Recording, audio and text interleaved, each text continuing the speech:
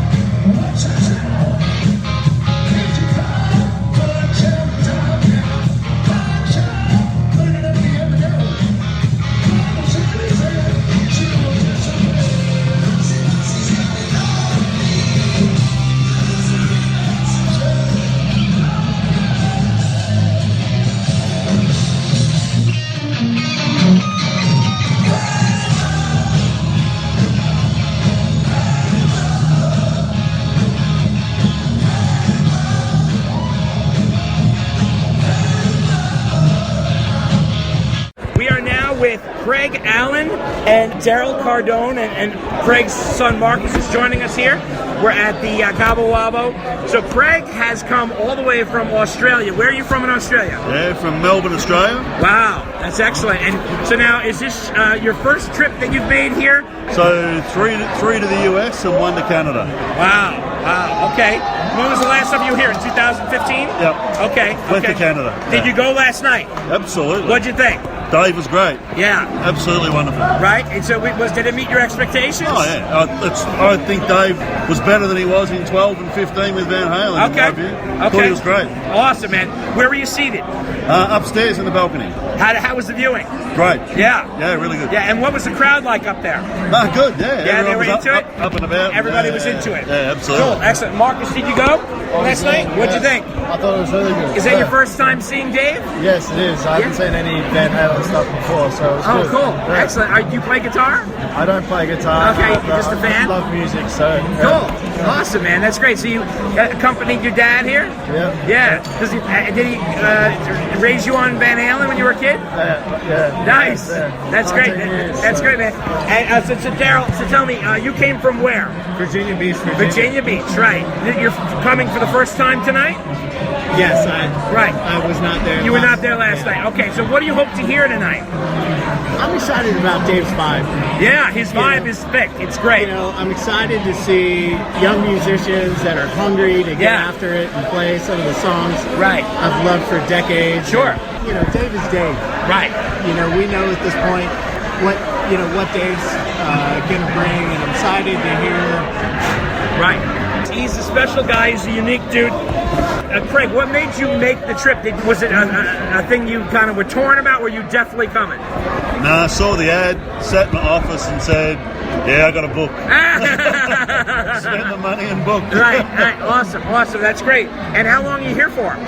So we don't go back to Australia till the 22nd. Oh, wow. So we're trekking around the country a bit. Wow. Which is good. So I've been in LA and checked out a few Van Halen things in LA. You go the Whiskey Go-Go and stuff? Yeah, but we did that last time as well. I came here with a mate of mine in 12. That's great, man. And Pete and I went, I went to all the Van Halen stuff, the houses, the whole. Sure. Yeah. So now tell me, do you have a big Van Halen collection?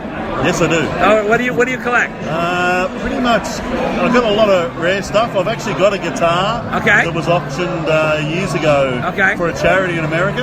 That was signed by Dave. Dave's guitar. Dave, an acoustic guitar. Nice. Won the auction and somehow got that to Australia. Wow. But I've also got lots of photos. I've been lucky enough to meet Ed in Australia, which is great. What are some of the rarest things you have? Probably the rare stuff I've got is in Canada. I had a whole lot of photos taken. They're professional photos that were done. Managed to get my hands on them. Yeah. I wrote to Ed and asked him if he would sign them for me. Wow. And he wrote on about 10 photos to me. Yeah. Signed every one of them, sent them back to me. They're all framed. Awesome. Hanging through my lounge room. That's great. That's great. That's awesome. Now, and tell me, did you watch any of the videos from Wednesday? I did. Did they make you nervous? No, because the phones don't do it justice. Right, yeah. The phones are phones. They're not audio recording equipment. Right. That's true. No, so I don't think it matters who the band is. No one really sounds great on a mobile phone. Right. That's very true. Did you watch any of the videos? I did, yeah. What, did they make you nervous? No, I mean, like I said, Dave is Dave, and it's a performance similar to what we saw. And I think 07, he put a lot of effort into getting ready for that tour. But what I saw on Wednesday night looked very similar to what we saw in 2015. Sure. What I'm excited about is I'm as excited about this right here. I mean, you come into a group of people like this, and I was just saying to Craig, we met 20 minutes ago. And you feel like these are my people. Right, you connect. And you go back and you listen to music that you've been, loving for decades. Sure. It's not only a time machine to take you back to where you were when you were between 12 or 20, but you're doing it in the company of people who are as passionate about the music. And they went through the same thing as you, right? Exactly. So, you understand. Yeah. So now, when did you first get into Van Halen? At what point? I was 12, and I went to a mate's house, and a young guy, obviously, and he said to me, "Hey, I've got a record for you to listen to." Yeah. I sat in his lounge room, and he put Van Halen 1 on, and that was it. Wow, man! It's all his fault. That's all his fault, right? I spent all this money. What about you? I first heard them in New Year's Eve of '83, right before 1984 came out. Oh yeah, right when Jump was released. Yeah, I remember that. 12 years old. Me too. It was I remember hearing Eddie Van Halen, and it changed my life. Yeah. Like, I decided, I was going to play guitar. You play guitar? I do. Oh, awesome. Yeah, and I ended up majoring in guitar in college. Oh, wow. And played it all day, every day. Sure, yeah. And just loved everything about Van Halen. That's awesome, man. Their boldness, and it was really the chemistry between them that got me super excited. And what do you think, what is going on with VH now? What's your opinion? I think the entire planet hopes that Ed's health is okay. Yeah. But if Van Halen comes out as a trio with just Ed, Al, and Wolf to support his solo album, I think everybody would just love to hear Ed keep doing what he loves. Yeah.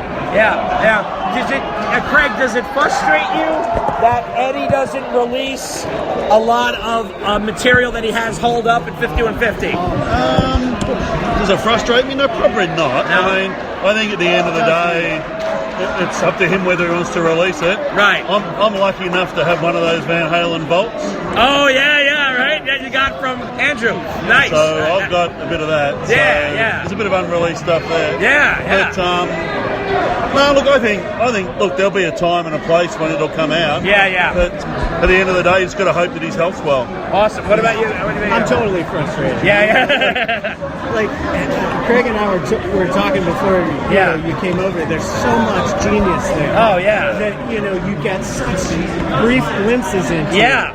And to think about what's on the wall and those reel-to-reels. Yeah. What Andrew must have in his collection. I think we know about 10% of what Ed's released has made him one of the most. My whole thing is also, it's all on reel-to-reel tape. It just might dissipate. It might all die. I mean, Jesus, at least somebody digitize that shit. Yeah. Because the way tape is going to work, it's just going to rot. Ed is That's one it. of the most iconic guitar players ever, and to think we've seen about 5 to 10%. And you know what my son said. My son is a drummer. He thinks that he's way more intelligent as a songwriter that he hasn't even shown the world. Like way beyond pop songs and rock songs. Like he thinks he's a genius, and it frustrates him. He says that guy's capable of a lot, and he's only really shown us a small percentage. But the question is, when the fuck is anybody going to hear it? Like, when are we going to hear it? When he's dead? I mean, that's not cool. You know, so, and you know, as we have all experienced, you know, we're starting to lose rock stars left and right. We just lost Neil Peart. But, you know what I mean? Like, I mean, we lost Tom Petty, we lost Glenn Frey, we lost David Bowie. You go down the line, you know, like Prince, Michael Jackson, George Michael, and they're all dead. You know what I mean? Like, so the question is, like, what's going to happen? You know, Lemmy's gone. There's all these different people that are gone. And, you know, you want to celebrate them while they're here, you know? So it's sort of a very critical time in rock music, I think, because, you know, our rock stars that we grew up with are aging.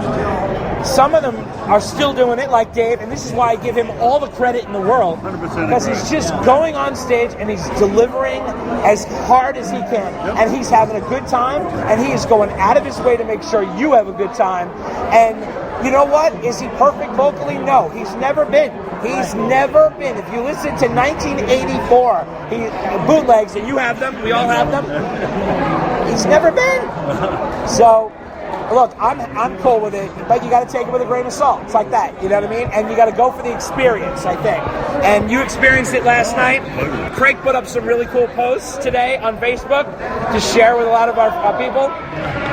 We want everybody to read those. And accounts from people who go, I think, is what's important. Well, you know, you asked earlier if anything made us nervous. The only thing that makes me nervous about tonight is like what made Van Halen really awesome was the chemistry.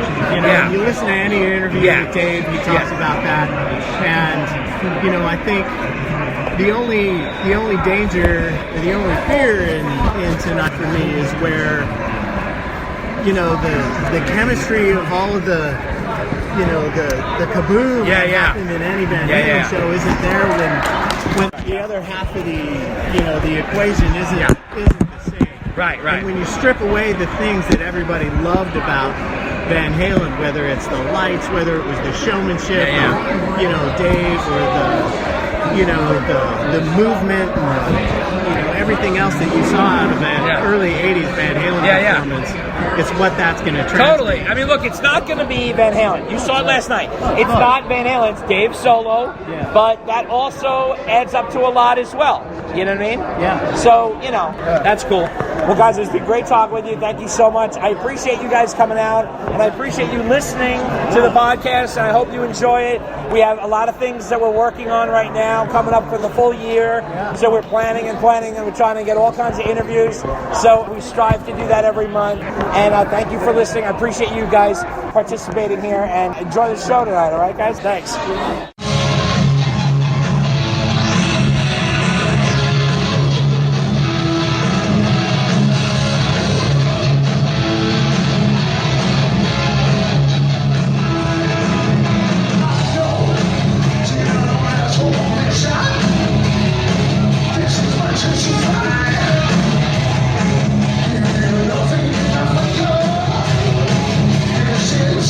Turn the fire.